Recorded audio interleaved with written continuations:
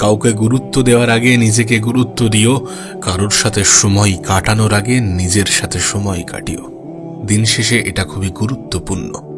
নিজেকে ভালোবাসা, নিজেকে সময় দেওয়া, নিজের সাথে সময় অতিক্রম করা, নিজের লক্ষ্য, নিজের স্বপ্ন নিয়ে ঘাটা এবং নিজেকে খুশি রাখার দায়িত্ব নেওয়া, এগুলো অনেক অনেক বেশি গুরুত্বপূর্ণ।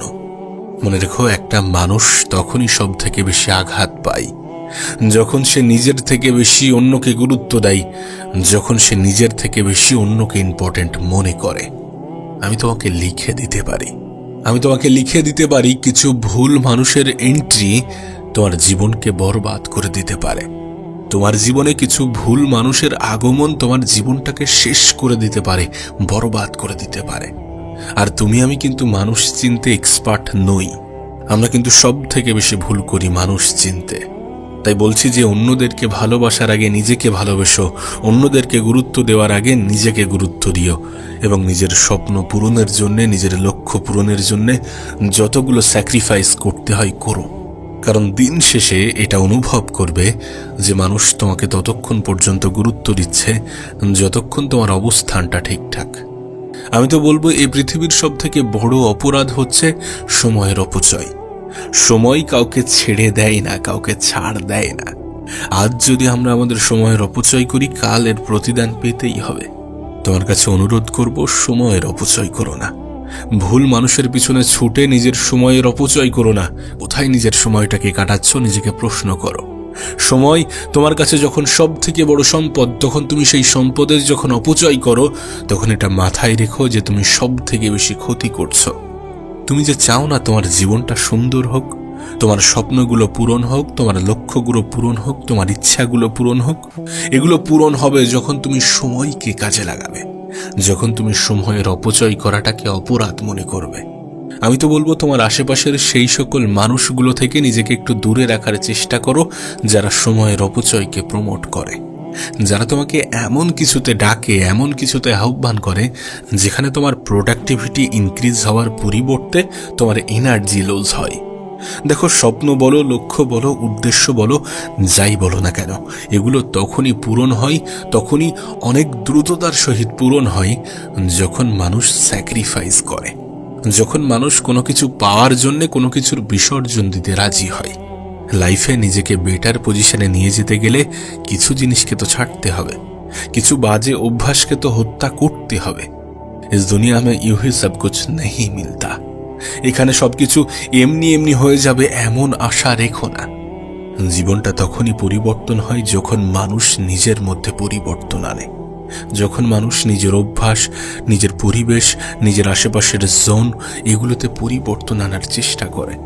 তুমি যেমন স্বপ্ন দেখো, যেমন জীবন পেতে চাও, তোমার আশেপাশের পরিবেশ যেন তেমনই হয়। আর যদি তেমন না হয়ে থাকে, তাহলে নিজেকে একটু আলাদা রাখাটা প্রয়োজন, নিজেকে একটু আলাদা জোনের মধ্যে ফেলাটা প্রয়োজন, যেখানে তুমি আর তোমার কাজের মধ্যে ব্যস্ত থাকা মানুষগুলো জীবনে সব থেকে বেশি ভালো থাকে, আর নিজের কাজকে ভালোবাসা মানুষগুলো জীবনে সব থেকে বেশি সুখী থাকে। তাই জীবনে ভালো থাকতে গেলে নিজের কাজকে ভালোবাসতে হবে। তুমি যাই করো না কেন, হতে পারে তুমি স্টুডেন্ট, তো তোমার পড়াশোনাকে ভালোবাসতে হবে। কারণ যখন আমরা কোনো কিছুকে ভালোবেসে করি, তখন আমরা সেটার উপরে কাজ করতে করতে এক্সপার্ট হয়ে যাই। যদি তুমি তোমার ভালোবাসার কাজ নিয়ে থাকতে পারো, সেটা তোমার জন্য অনেক বেশি ভালো।